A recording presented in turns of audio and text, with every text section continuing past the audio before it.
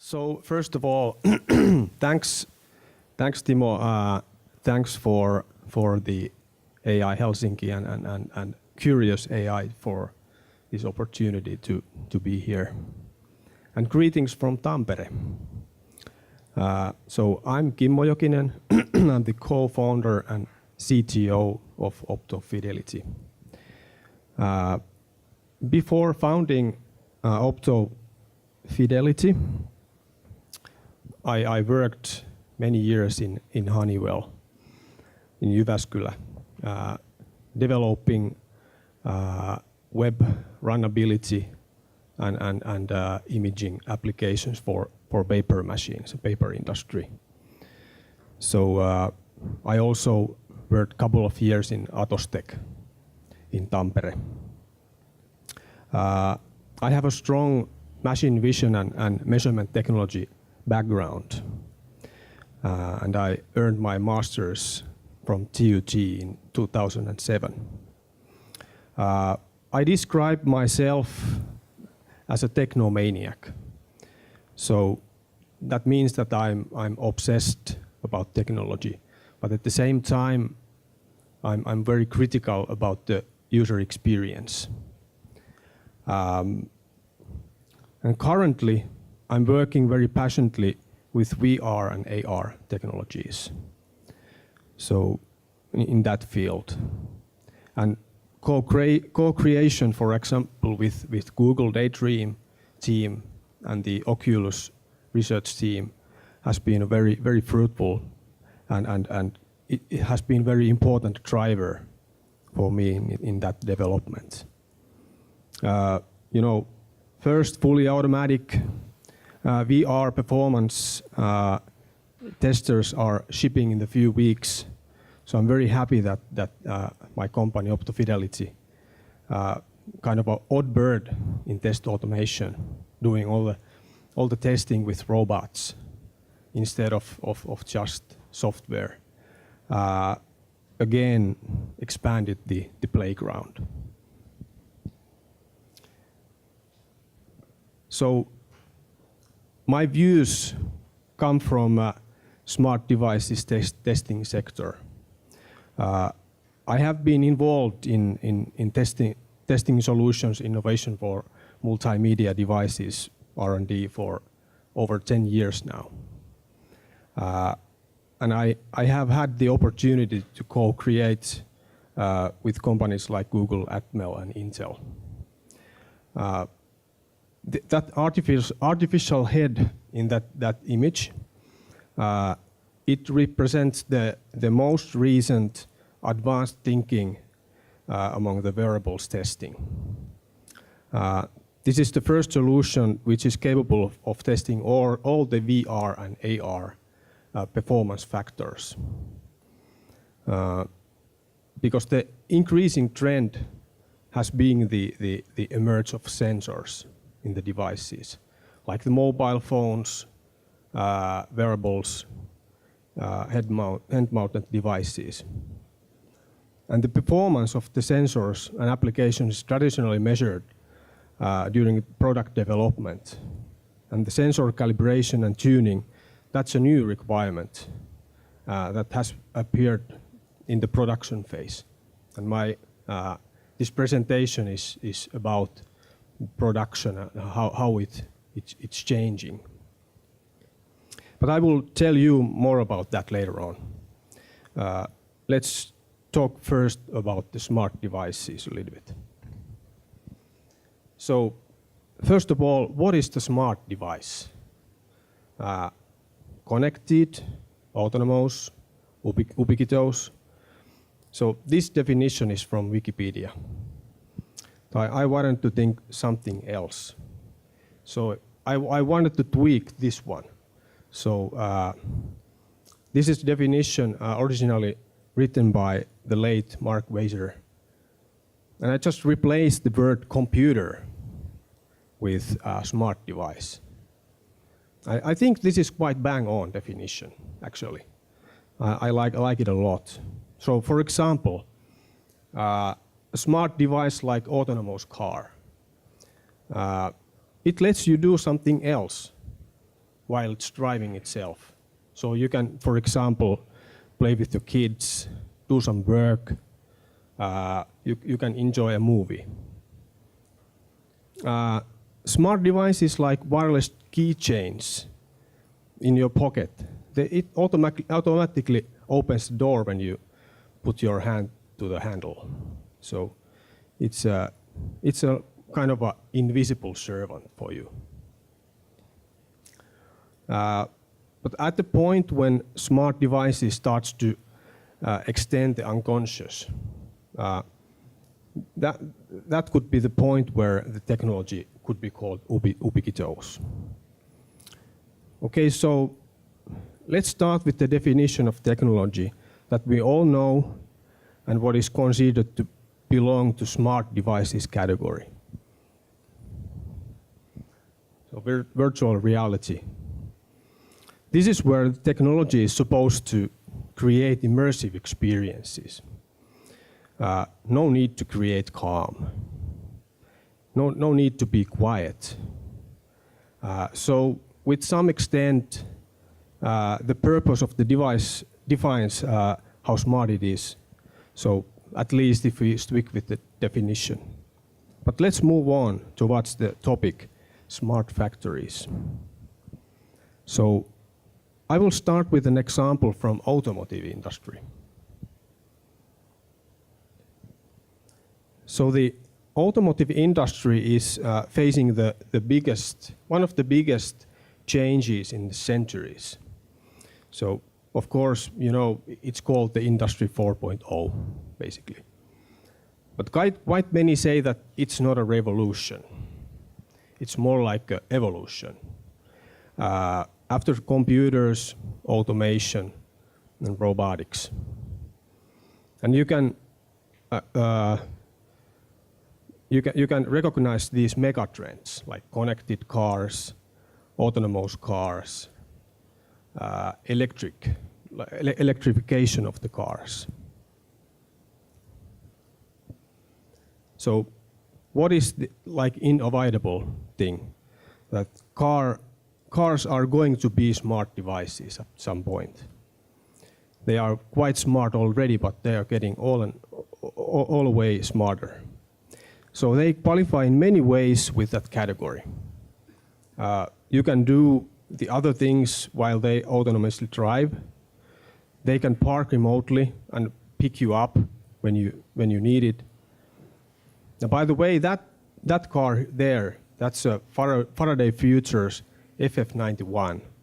The first production car from Faraday Future that was really in the CES. So it has 30 sensors for autonomous driving and safety purposes. So, but will that car create calm? So obviously there is a need for a calm technology and automotive technology that creates calm. All right, so let's shift to the main theme, smart factories. I will explain with a couple of examples why and how the producing of things is changing. So what we see here is actually the result of Industry 3.0. The emergence of robots, automation, digitalization. And this example is from automotive, but it could be extended to production of other devices as well. That sort of conveyor there, that isn't flexible. And those robots there, they are not actually making it more flexible either. So the answer is like an aisle or a cell, what there should be. That more flexibility is needed because of many reasons. As I mentioned earlier, there is going to be more sensors in the devices and in the cars. They will need tuning and calibration. There will be more customization. People need tailored cars, tailored phones, tablets. Like, for example, it's predicted that at some point, customers which are buying cars, they will have direct connection to the factory floor. So the data is flowing from the customer directly to the factory floor. And that has to be handled. There has to be flexibility in that system. And that picture there is from Audi's project Part for You. So it represents production cell with collaboration robots, which are serving the people operator there. Okay, so now I'm transferring into the field that my company is working on with the smart devices, like multimedia devices. So I'll give this another example from the wearables category. Okay, so the number of sensors is growing all on the head-mounted devices categories. So there should be eye tracking, external sensors, always registering the movement, reconstructing the environment.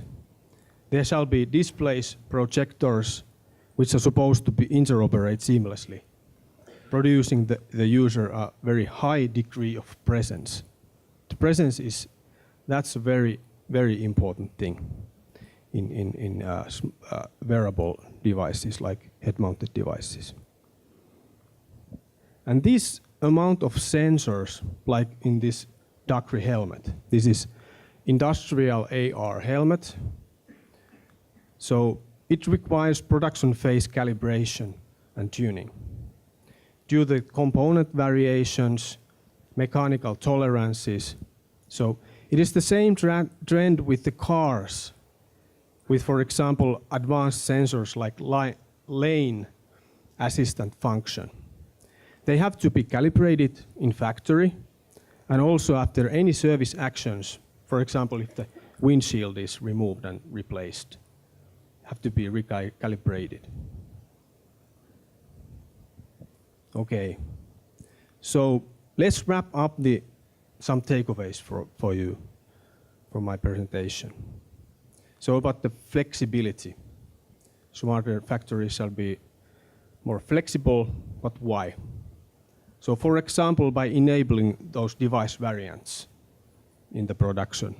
For example, phone personalization, cars personalization, cars with unique features and option combinations. That needs flexibility.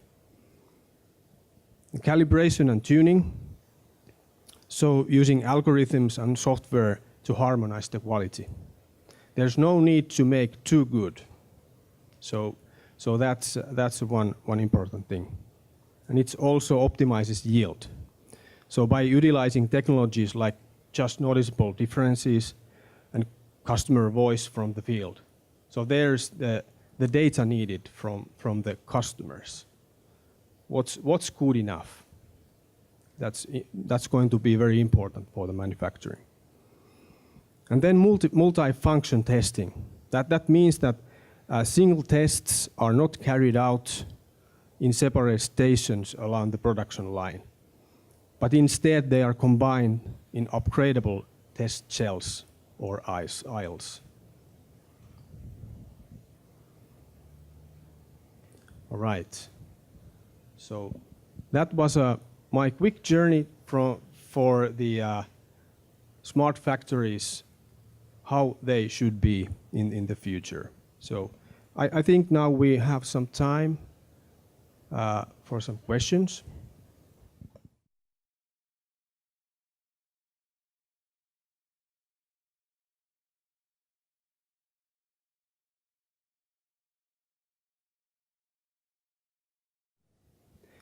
Thank you. So, for example, in automotive, there is lots of like old tradition stuff, which is very slowly changing. So we need to get rid of the old. There is like these tiers. The tier 1 primary deliver a supplier of the components, and tier 2, which is delivering the components to the one. So there is lots of layers which has to be worked out to be more effective. So I think that's one. And then we of course need to have the data. The data is essential, and I'm sure that today we're going to hear things about really like using and exploiting the AI within this transformation. So that's needed as well.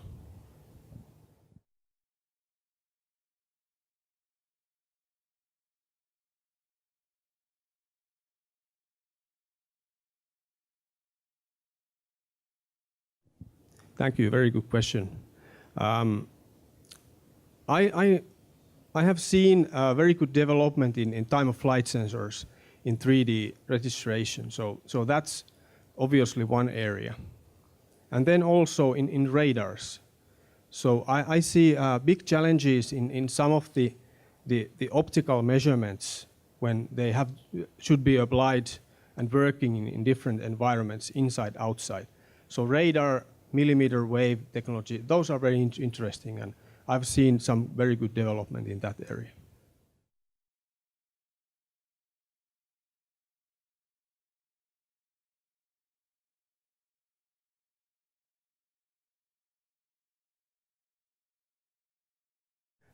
For that, I see that in the evolution we will really exploit the previous more than just throwing them to the trash bin and making new. So I see that the digitalization and robots, that creates a very good platform now to utilize the AI, for example. So it will together create a very well working system. Okay, thank you.